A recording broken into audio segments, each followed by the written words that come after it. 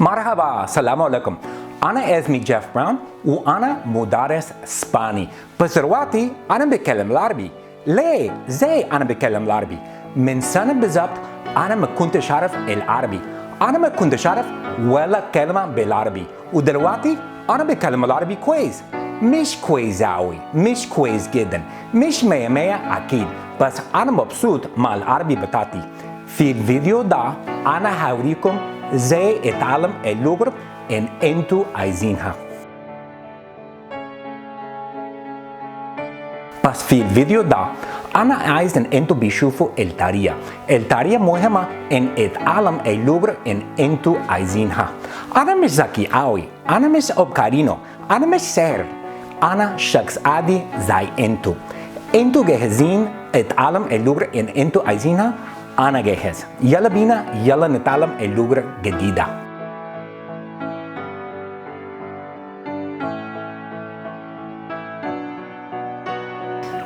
Yeah, people ask me that. I'm trying to learn another language. What is the most important sentence to learn first? It's not, where's the bathroom? It's not, I'm lost, help me. We have done extensive research on this. We have interviewed millions of people. And the winner easily is, my friend will pay. Dos cervezas por favor, mi amigo va pagar. Mon ami va payer. Mein Freund wird bezahlen. Okay, that's today's joke. Let's go on. My name is Jeff Brown, and I am a language lover. I love languages.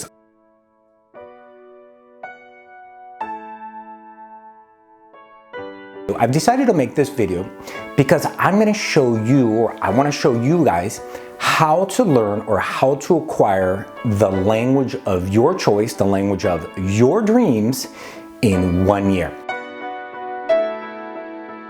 During this video, what I'm going to be doing is I'm going to be showing you step by step exactly what you need to do to acquire or to learn the language of your dreams. And check this out, during this year, during this video, I'm going to be acquiring a new language. I'm going to be learning a new language over the year, and I'm going to show you exactly step by step what I do to acquire that language. So during this video, I'm going to show you what you need to do, and I'm going to show you myself learning a new language. So I've decided to learn Arabic.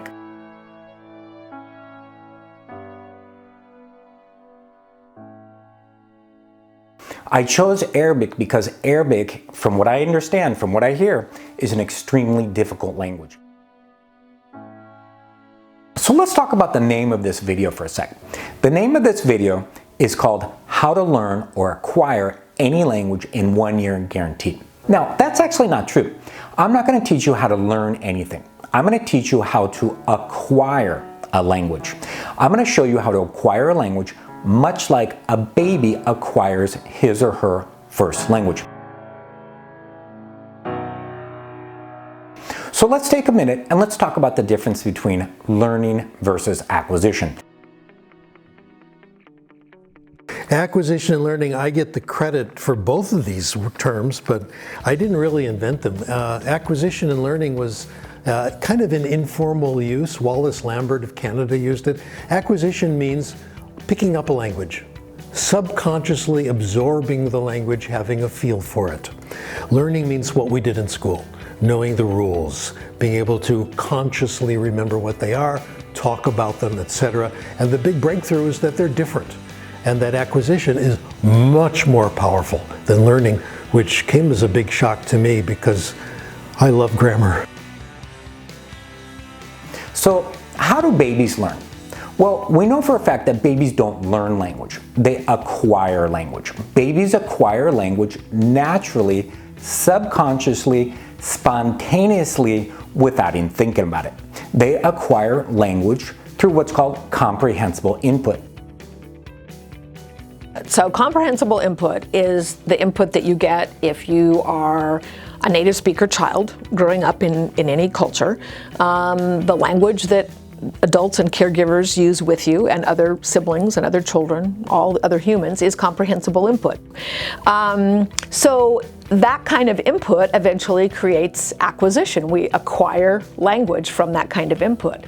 Learning is the sort of superimposition of conscious grammar, where we have a set of grammar rules, and so we consciously learn those. We haven't absorbed them like we did as a child, or if we learn a second language, we can also acquire it by simply living in the culture, interacting with people, and absorbing those rules.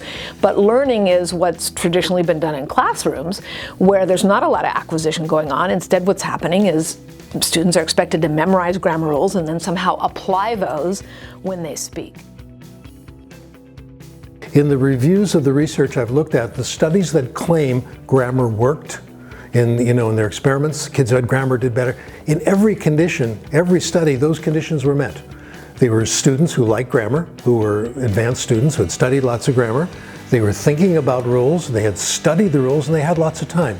So this is what the monitor does. If you're saying something in another language, the sentence pops into your mind. Then before you say it, if you're thinking about this, you can inspect the sentence, think of the rules you learned, and make corrections, but it's very hard to do. It's mostly used when we give people grammar tests. On grammar tests, you can focus on form, you can think about correctness, and you have time. So, how do babies learn grammar? Well, we know for a fact that babies don't learn grammar. Babies acquire grammar. They acquire grammar naturally, again, through comprehensible input. Babies don't learn anything. So, when do we learn grammar? When do we as adults learn grammar? Well, we try to learn grammar when we're around 6 or 7. We have to go to school, and we usually take a language class or an English class or a grammar class. And in that class, what happens? The teacher usually says, okay, everybody, I want you to underline the verb once, underline the noun once, underline the verb twice, and the direct object 3 times. And that's when we first try to learn grammar. Now, I've got a secret. Don't tell anybody, but I never learned grammar ever. You remember those grammar classes, the grammar class I just told you about? I never paid attention. I didn't like it. So you know what I did? I drew. I daydreamed and I drew most of the time. In fact, all of the time. So my point is, I never learned grammar. In fact, studies show that we never learn grammar. The grammar we know comes from listening and reading to correct speech. So why study grammar? So for this year, as I acquire Arabic, remember, I'm not going to be learning Arabic. I'm going to be acquiring Arabic similar to the way a child acquires Arabic, acquires his or her first language. I'm not going to be studying any grammar.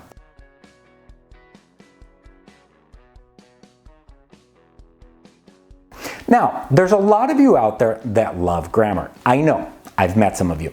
If you love grammar, that's fine. And you want to study grammar, that's fine. I suggest 2 things. Number 1, wait until you're fluent. Wait until you speak the language fluently or semi-fluently, then study the grammar. That's the way children do it.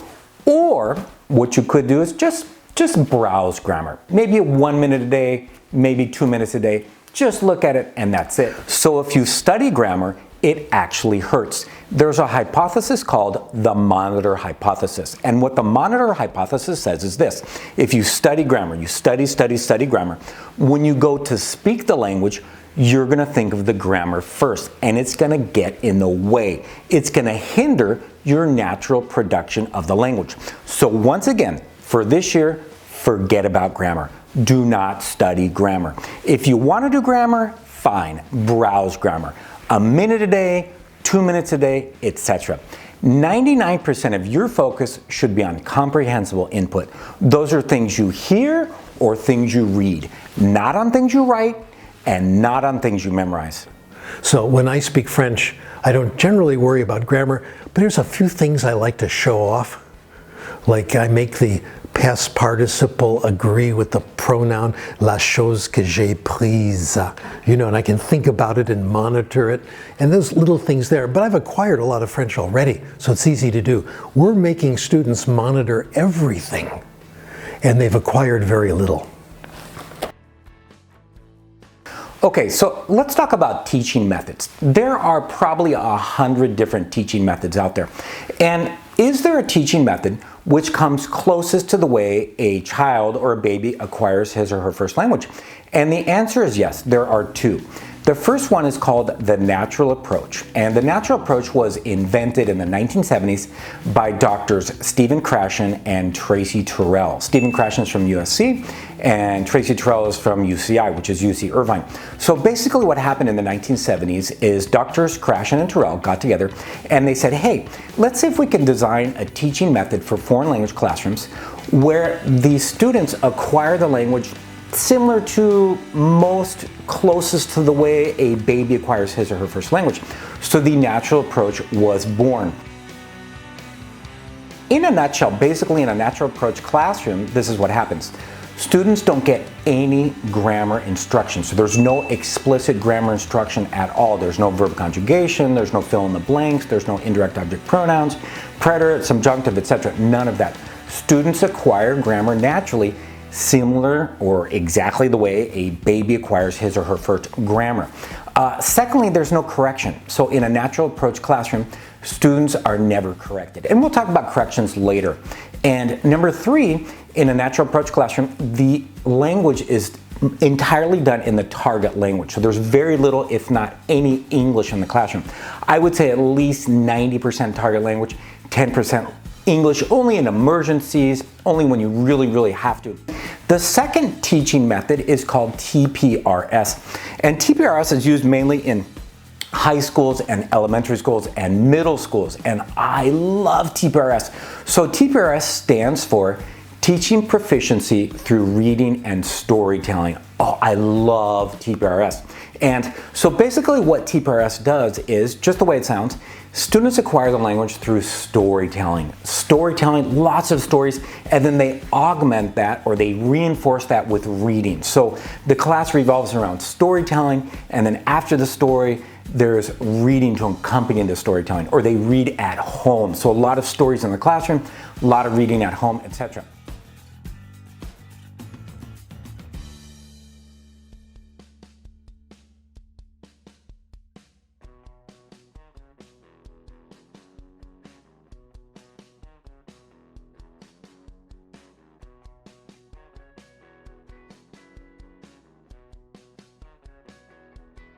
Okay, so how do we know the natural approach works? So during the 1970s, they did an experiment, and the experiment was done at UCI, or UC Irvine. And what they did is they did it using German courses. So what they did is they took 3 or 4 German courses, and they taught half of the courses using traditional methods. That's grammar translation, explicit grammar instruction, etc. And then they took the other German courses and they taught them using the natural approach.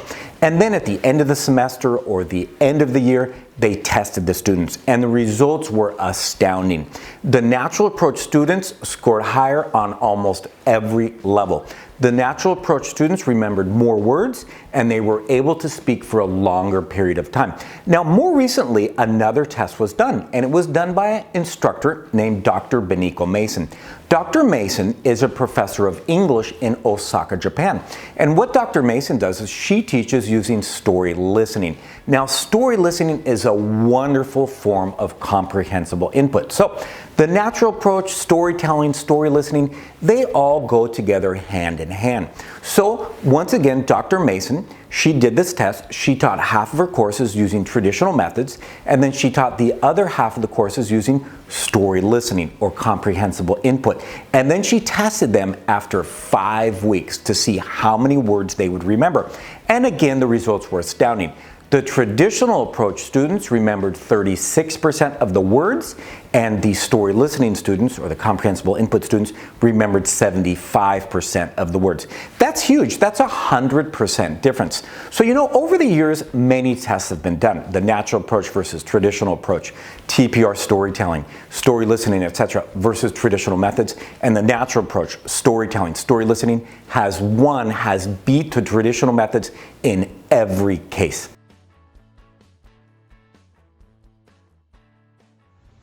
Mă numesc Alina Filipescu, predau limba spaniolă clasa a 7-a și a 8-a la Kramer Middle School. De asemenea, predau limba română în ateliere de formare pentru profesori prin metoda TPRS promovată de profesorul Blaine Ray. Predau 90% în limba țintă. 大家好，我叫卢海云，我在 University School of Milwaukee 教中文。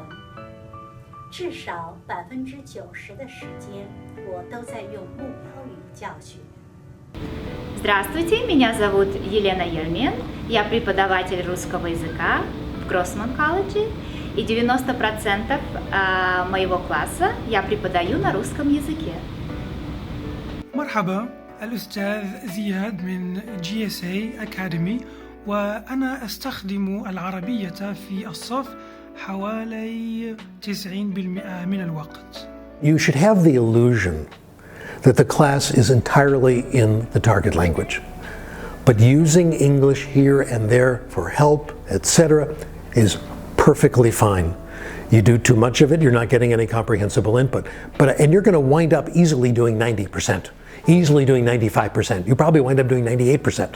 If it's going to be 90%, it can't just be above the student's level. And you know, I used to give workshops and instructors would come up to me and they'd say, well, I tried speaking Spanish to my students, but they didn't understand me. And I'm like, well, yeah, your kid won't understand you either if you're talking about inflation to a 2-year-old.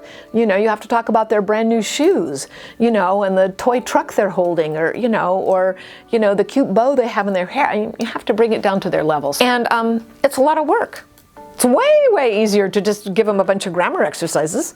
This is way more work. It's easier to stop and explain a grammatical structure, but it doesn't help the student acquire the language.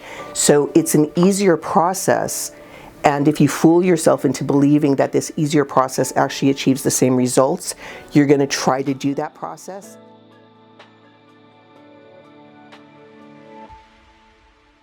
The State Department of the United States has come up with a list of languages and their corresponding difficulty levels. Now, this is a list for native English speakers, like me. I'm a native English speaker. So in level 1, you'll find the easiest languages for English speakers to acquire. And in level 1, you'll have Spanish, Italian, French, Portuguese, Romanian, Dutch, Swedish, and Afrikaans. Now, the reason these languages are so easy for English speakers is these languages have tons and tons of cognates. A cognate is a word that sounds exactly like or similar to the English equivalent. So Spanish has tons and tons of cognates. For example, bicicleta, motocicleta, carro, automóvil, gorilla, etc. So same thing with Portuguese, Romanian, French, Italian. They have tons and tons of English cognates. So according to the State Department of the United States, it should take you 575 to 600 hours to acquire one of these languages. And if you think about that, that's nothing. That's absolutely nothing. 575 to 600 hours, you can easily do that in 1 year. In fact, that comes out to 11 hours a week. 11 hours a week is nothing. That's absolutely nothing. Now, think about it. If you're taking a 5-unit, 5-hour language course at your college, university, high school, etc., that's only an extra 6 hours a week outside of class. That's less than an hour a day. That is so easy. Okay, level 2. So level 2 is German, and according to the State Department of the United States, it should take 750 hours to acquire German. And from what I hear, German is a little more difficult. The grammar, the German grammar is a little more difficult than, say, Romanian grammar or Portuguese grammar or Spanish grammar, etc. Okay, level 3. In level 3, you have 3 languages. You have Malaysian, Indonesian, and Swahili. Oh, how cool would it be to acquire Swahili? And according to the State Department of the United States, it should take you 900 hours to acquire one of these languages. And once again, that's nothing. 900 hours in 1 year is nothing. So over 1 year, 900 hours, that comes out to 17 hours a week. That's nothing. And once again, if you're taking a language course, a 5-hour, 5-unit language course, that should take you 12 hours a week outside of class. Okay, level 4. Now, level 4 are the majority of languages on Earth. This is a huge list. This includes languages like Vietnamese, Thai, Tagalog, Hmong, Cambodian, etc. And according to the United States, the State Department of the United States, it should take you 1,100 hours to acquire one of these languages. And that's not bad. That comes out to 21 hours a week over a 1-year period. And once again, if you're taking a 5-hour language course outside of class, that's only going to take you 16 hours a week over a year to acquire one of these languages. That's a little over 2 hours a day. That's very little time. Okay, level 5, the most difficult languages on Earth for an English speaker to acquire, according to the State Department of the United States. And those are 4 languages. Those are Japanese, Chinese, Korean, and Arabic. And according to the State Department of the United States, it should take you 2,200 hours to acquire one of these languages. So I've got sort of a secret, and I'm going to share the secret with you. This is what I'm going to be doing this year to acquire Arabic. I'm not going to be doing any reading or writing. I'm only going to focus on comprehensible input, listening, and speaking. Exactly what babies do. So, as you know, babies around the world don't read or write anything. If I were teaching a language that did not use the Roman alphabet, I would not do any reading and writing for a really long time. I think it's so easy to do after you have a 5,000 word vocabulary. So once your vocabulary in Arabic hits 5,000 words, it won't be so hard to learn to read and write Arabic. So one of the problems I see is a lot of students who are studying level 5 languages, for example, Japanese, Chinese, Korean, Arabic, they spend a lot of hours reading and writing the language, specifically writing the language. I've seen tons of students memorize, writing, reading, memorization. They spend tons and tons of hours writing the language, memorizing characters, etc. And they spend very little time comprehensible input, listening to the language, reading the language, speaking the language. So that's a huge mistake that I see a lot of level 5 students doing. So if you're studying a level 5 language, I'm going to suggest forget about reading and writing until you're fluent in the language or semi-fluent in the language, just like a baby acquires his or her first language. You need a language parent, somebody who's going to help you acquire the language, somebody who speaks the language that you want to acquire and help you acquire that language. And the best place to find these people, number one place is family. There might be someone in your family who speaks the language that you want to acquire. Number 2 are friends. You might have a friend who speaks the language that you want to acquire. Chances are you do. And number 3, coworkers. Chances are you probably have a coworker or 2 or 3 who speak the language that you want to acquire. In fact, all of your coworkers might speak the language you want to acquire, which would be awesome. So those are the number 1 places to find people who could be or are going to be your language parents. Now, what if you can't find enough people to be your language parents through your family, your friends, your coworkers, etc.? Another great resource is trades. Now, what are trades? Trades are basically language exchanges. That means you're going to need to find people, or you're going to find people who speak the language that you want to acquire, and you're going to trade them for the language that you already speak. In most cases, if you live in the United States, it's probably going to be English. So if you speak English, you're going to trade with someone who wants to acquire English for whatever language you want to acquire. So these are language exchanges. And I've done this thousands of times. Language exchanges are awesome. Now, where are you going to find these people? There's 2 or 3 places to find these people. The best place to find people to exchange languages with, if you speak English, the best place is at an ESL classroom, an English as a second language classroom, at your school, your college, your university, or an English language center in your community. So another great place to find trades is Craigslist. And I just put an ad in Craigslist saying, I'm acquiring this language. Would you like to trade English or Spanish or one of my other languages for whatever language I'm acquiring? And it works awesome. I've done it for Chinese. I've done it for Italian. I've done it for, I think, French. So it works really, really well. It's a great resource. Another good resource are apps, and there's a couple apps out there, and they're called Tandem and HelloTalk. And these are apps which are designed for people who want to trade language. So I've used both these apps. They work really well. And basically you go into the app, you type in the language you speak, you type in the language you want to acquire, and boom, it gives you a list of people in your area who want to exchange with you. So what are you going to do once you sit down with your language parent, your language partner, your trade, etc.? So right now, I'm going to show you the magic. This is the most important part of the entire language acquisition program. So you need two things. Number one, you're going to need magazines. You need to get as many magazines as you can find. And number two, you need children's stories. Again, you need to get as many children's stories as you can find. So let me talk first about magazines.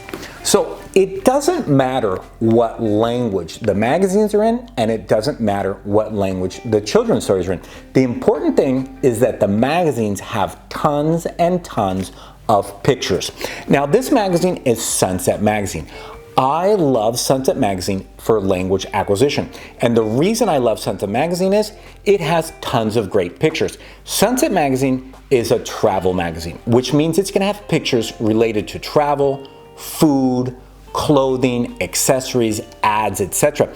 This magazine probably has around 200 to 300 great words that I want to acquire. So when you sit down with your language friend, you're going to ask him or her to lovingly describe all of the pictures in the magazine. And while he or she's doing that, of course, you're going to want to participate. And the way you participate is this. He or she's going to ask you simple yes or no questions about the pictures in the magazine. And then you are going to ask some super simple questions too. And the most simple questions are, what is this? What's that? What's he doing? What's she doing? And why? Why is the most important question in any language. So let me talk about children's stories and storytelling in general. Storytelling is the most powerful way to acquire any language. I cannot say enough good about storytelling for language acquisition. Now, storytelling, children's stories, this is going to be the bulk of your language acquisition program. I would say about 80 to 90% you're going to be working on children's stories. Now, just like magazines, and like I said, it doesn't matter what language the children's stories are in. The important thing about children's stories is that the pictures are very big and the text is very small. Now, your language partner, your language friend, he or she's not going to translate the story. In fact, I don't recommend he translate the story. He or she won't need to translate the story because the pictures are very big. It's very easy to follow. It's a children's story. So, just like magazines, he or she is going to lovingly retell you the story in the target language. And he or she's going to ask you simple yes or no questions. And then just like magazines, you're going to want to participate. So you're going to ask, what's this? What's that? What's he doing? What's she doing? And why? Now let me tell you something you don't have to do. You don't have to retell the story. In fact, you never have to retell the story. In fact, retelling the story is probably going to be extremely difficult. Remember, language acquisition is all about listening and not speaking. So when he or she's retelling the story, you're acquiring the language through listening and not speaking. So you do not need to retell the story ever. Children's stories, storytelling in general, are the way to go.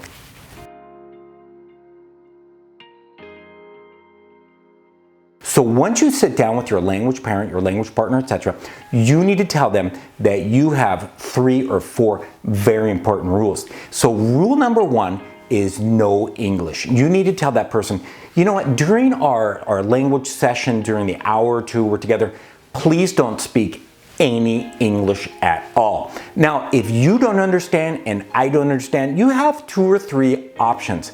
My favorite option is just to gesture. You're going to act it out. You're going to try to get the person to understand what you're trying to say. And the way you do that is through gestures or acting. And that works a lot of times. That's my favorite thing to do.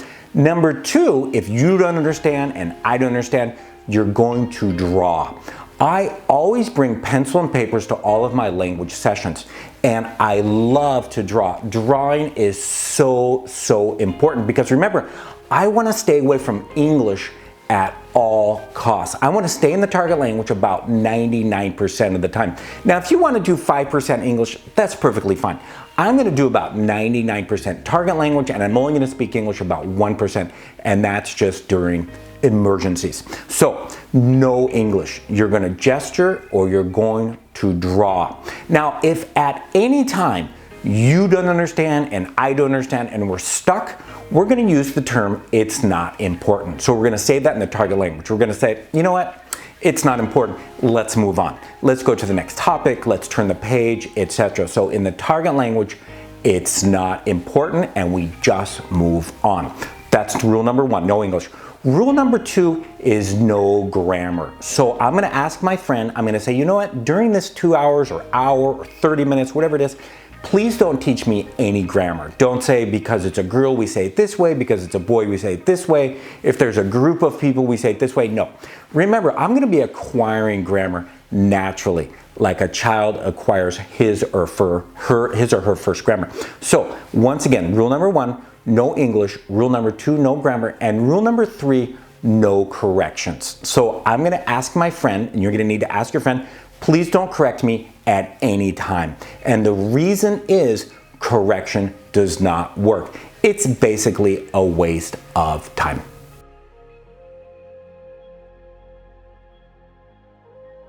TPR stands for total physical response. And you know what? That's just a fancy name for commands.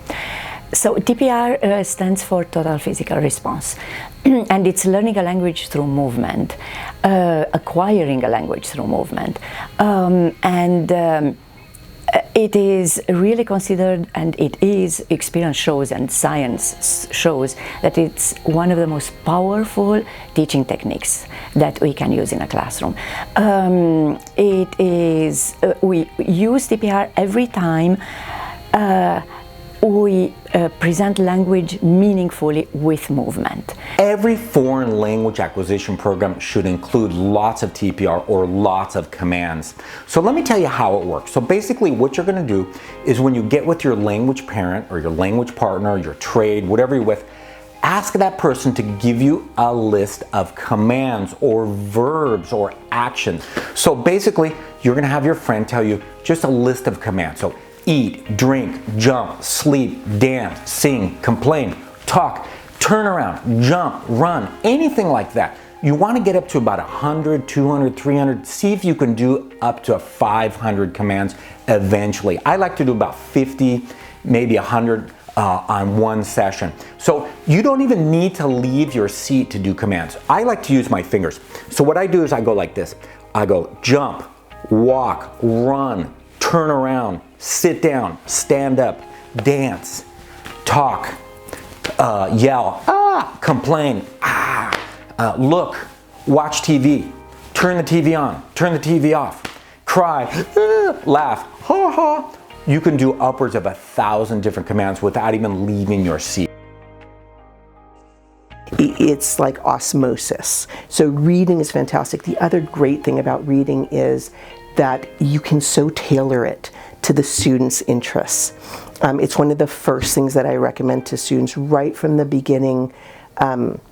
If you can start reading little things in Spanish, particularly things that you're passionate about anyways. If you love baseball and you've just watched a game and you already know what the results are, now go online to a Spanish language newspaper and read a little bit about the game in Spanish. You won't understand most of the words. That's okay. You already know what the results were, so you start getting comfortable. You have this whole context behind it. What reading does is it puts everything together. In fact, it takes all that grammar that you've been wondering about, thinking about, and what it does is little by little, it just puts it all together.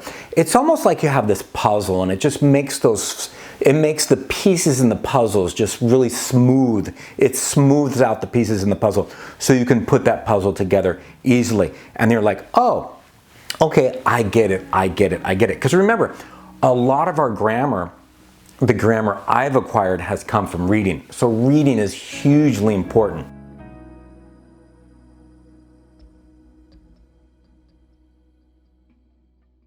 I+1 simply means input plus 1. Input is everything I know, and then the 1 that means just a little bit extra. I+1 is input that students already know, is a vocabulary and the grammatical structures that students already possess. And +1 is going slightly beyond that level. So when you're with your language partner or your language friend, when I talk about I+1, you're gonna need to tell them. You're gonna say, you know what, can you give me some I+1? And they're gonna be like, sure, what's I+1? So I+1 is super simple. And what it means is they're gonna give you vocabulary, but they're just gonna ramp it up a little bit. They're just gonna be giving you a little bit extra than they normally would. For example, this is a camping scene, and this is a trailer, and there's a beach, and these are rocks, and this is a spare tire. They've got a spare tire. Spare tire is very important. You could have a blowout, and then the spare tire you need to use. This trailer looks vintage, looks like a vintage trailer. It looks really expensive. I wish I had a trailer like that.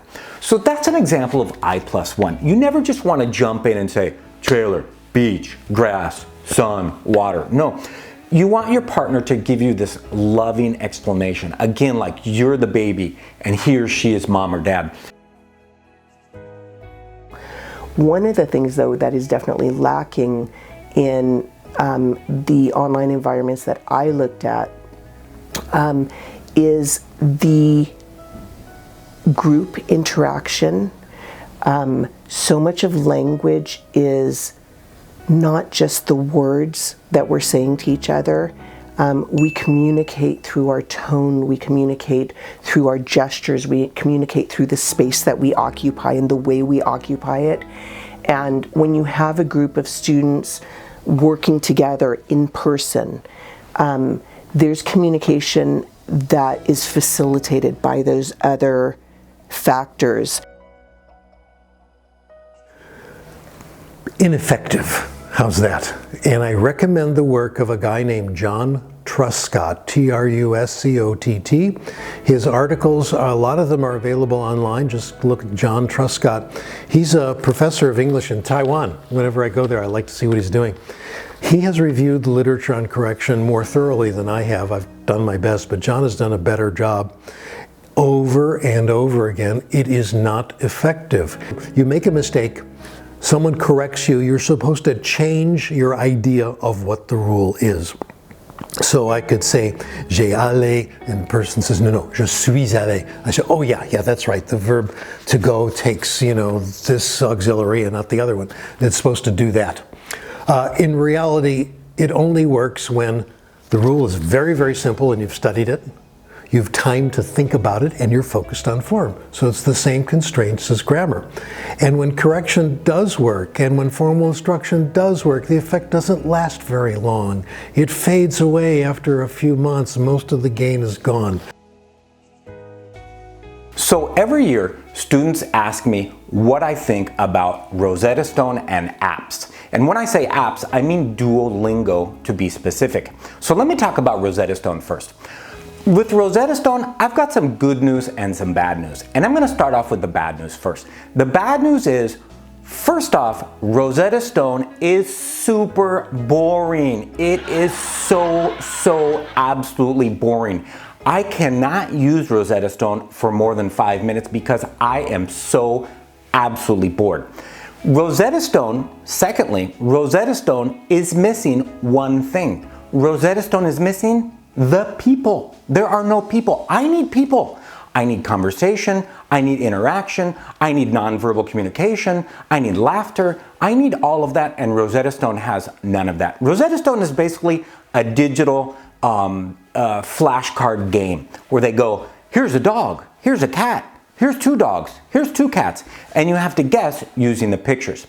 Now, here's the good news regarding Rosetta Stone. Rosetta Stone is better than nothing. Anything is better than nothing. So if you're taking a 5-hour class, a 5-unit, 5-hour class every week, and you're supplementing that with say 5 hours of Rosetta Stone, it's better than nothing. But compared to actual conversation, actual comprehensible input, it doesn't come close. So now let me talk about Duolingo. A lot of students like to use Duolingo. I have a huge problem with Duolingo. The biggest problem with Duolingo is its memorization. It's 99.9% memorization. All you're doing is memorizing words and phrases, etc. Memorization is not comprehensible input. In fact, you could memorize the entire dictionary. You could memorize the whole Spanish dictionary, French dictionary, Arabic dictionary, etc., and you would still not speak the language. It just doesn't work that way. Something I'm going to be doing brand new this year, which is going to double my comprehensible input during any given week or day, etc.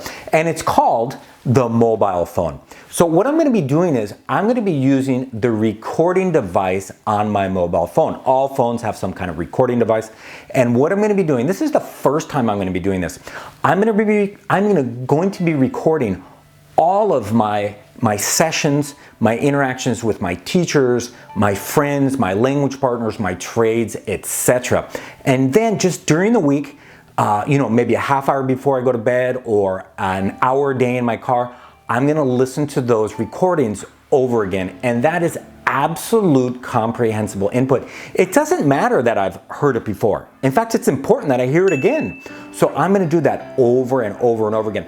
I'm going to get at least 2, 3, maybe even 4 extra hours a week by listening to the recordings on my mobile phone. Now, more importantly, I'm going to be recording the children's story sessions, because what I want is I want a whole list of stories. I want 100 different stories, children's stories on my mobile phone that I can listen to anytime. You know what the greatest thing is? After this year, I'm going to still have these on my phone, and I'm going to use that just to warm up, to keep current, to keep my fluency, whatever my fluency level is. And I'm going to do that over and over and over again. And I'm going to do that for the rest of my life. My plan is I'm going to study abroad. So I'm going to study abroad this summer in Egypt for 3 months. Why? Because I have 3 months off, and Egypt is a wonderful country and it's not that expensive. So my plan is right now for the 9 months, I'm going to get around 500 hours of comprehensible input in 9 months. And then when I go to Egypt, I'm going to get another 500 hours of comprehensible input in 3 months. So here I'm going to do around 10 to 12 hours a week. And then in Egypt, I'm going to do around 40 to 50 hours a week easily. Now, what am I going to do in Egypt? Easy. I'm going to do trades. If I live with the family, great. If I don't live with the family, great. But I'm going to be doing a lot of trades. I'm going to be trading English for Arabic, or Spanish for Arabic, or English and Spanish for Arabic, and I guarantee it's going to work. I've done it before. I'm going to use the apps, and in the end, I'm going to meet tons of wonderful people. I'm going to make lifelong relationships with people, and that's pretty much the most important part of acquiring any language. It's the relationships you're going to make, the lifelong friends you're going to make by acquiring their language.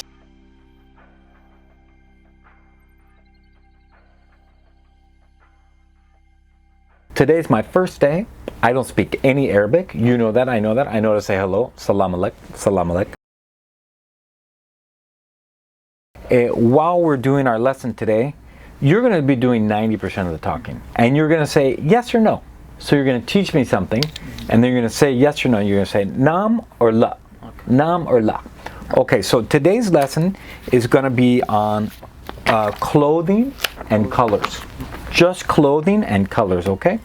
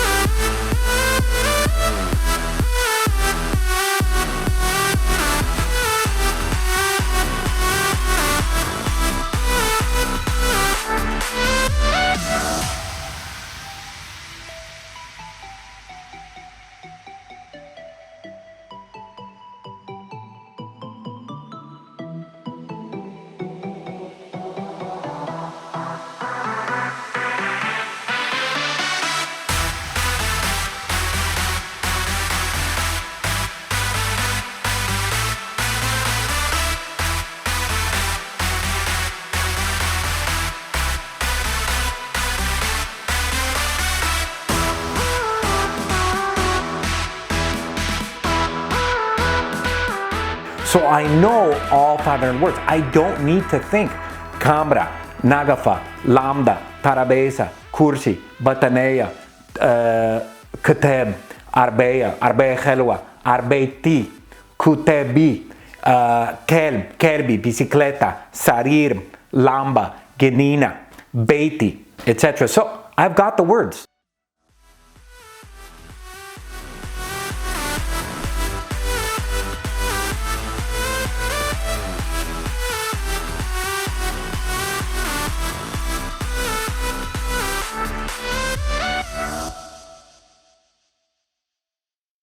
طب انت عندك قطة او كلب؟ أنا عندي كلب، الكلب اسمه فريكلز. فريكلز. أنت شفت فريكلز؟ اه شفت. حلوة كبير. فريكلز كلب كبير أكيد. فريكلز كلب كبير. بالظبط. طب انت بتحب بتطبخ هنا صح؟ بتطبخ. بتطبخ ايه؟ أنا بحب بعمل أكل كتير، حاجات كتير. أنا بحب أكل لحمة، فراخ، سمك، خضار، سلطة، حاجات كتير. ساعات نص نص، ساعات أنا بحب وقت المطعم، ساعات أنا بحب بعمل أكل هنا. أنت كمان؟ انا ساعات باكل في البيت بطبخ، ساعات بروح المطعم. أكيد أكيد.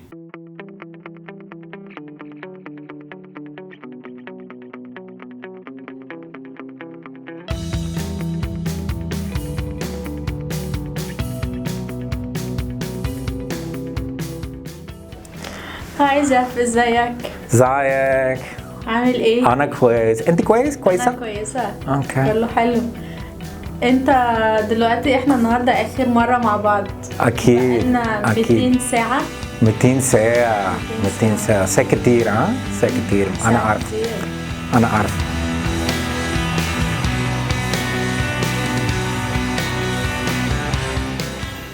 انت مسافر يوم الثلاث مصر؟ بالظبط هيسافر. أنا أنت نفسي سافر. أنا نفسي سافر. انت مبسوط انك هتسافر؟ أنا مبسوط قوي علشان أنا نفسي أنت وأنا اتكلمت كتير مع مصر صح؟ عن مصر ايوه. عن مصر. انت ايه اكتر حاجة عايز تعملها في مصر؟ مش عارف. أنا عايز أعمل كل حاجة في مصر. أنا هيسافر شوية، هيسافر بشوية. أنا هيسافر اسكندرية أكيد. البحر الأحمر. أنا عايز أشوف الأهرامات. الأهرامات. العمارة، في عمارة كتير في القاهرة صح؟ في عمارات كتير. عمارة كتير. عايز أكل كل حاجة. كل أنا عايز اكل مصري؟ كل أكل مصري. هتاكل ملوخية؟ ملوخية ممكن. سهلة أعمل أصب في سهل أو صعبة أعمل أصب؟ لا سهلة انك تعمل اصحاب.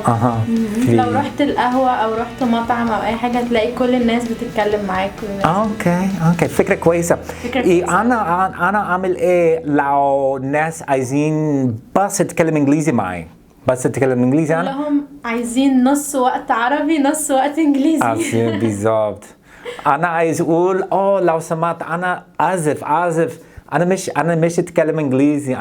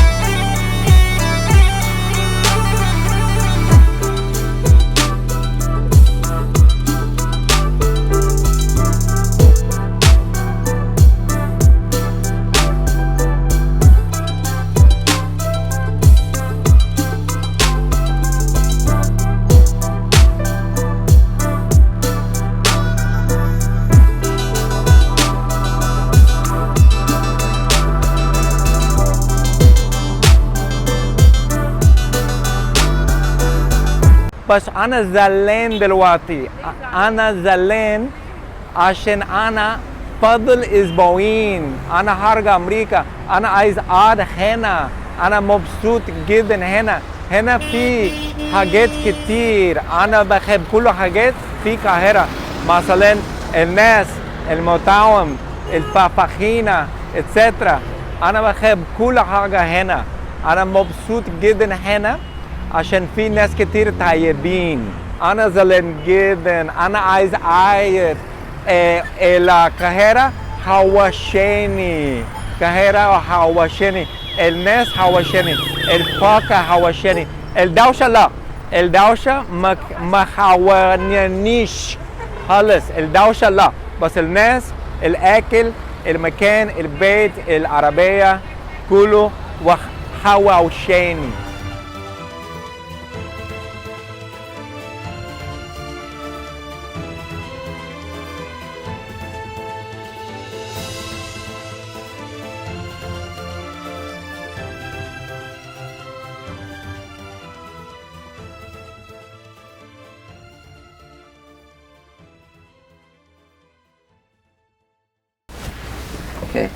أنا اسمي غازي. Okay, غازي. أنا اسمي غازي. Okay. يا لا لا. Oh, نعم. نعم. هذه مجلة. مجلة. اوكي مجلة. اوكي. تاني مرة أنا كنت بركب العجلة. أنت عارفة أنا جبت العجلة في مصر. عجلة بتاعتي. عجلة بتاعتي. يا أنا مجنون. أنا كنت بركب العجلة في الشارع. الشارع اسمه رمسيس. رمسيس الشارع أكبر. زحمة. أنت عارفة ليه؟ ممكن في الأفلام صح؟ في الأفلام. واو. بس كان زحمة قوي زي كل يوم. على طول زحمة. بس أنت كنت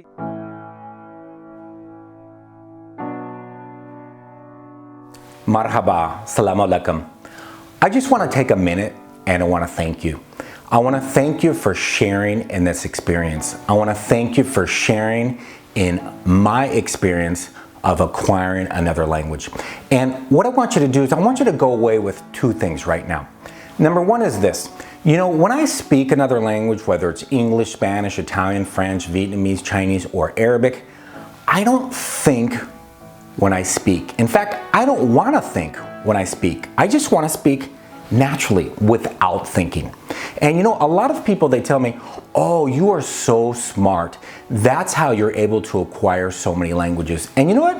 Actually, the opposite is true. I'm not that smart. I'm just a normal person. Now, if I was super smart, like a genius, you know, I would learn the language. I could learn languages, but because I'm not a genius and I'm not that smart, I have to acquire the languages. Because again, I don't want to think when I speak. I just want to speak naturally. And number two, I want you to know that you can acquire any language, the language of your choice, in 1 year. If I can do it, anybody can do it. So again, I just want to say, adios, hasta luego, buona fortuna, bon chance, forza Said, salam alaikum, and zaijen. Forza Said, adios.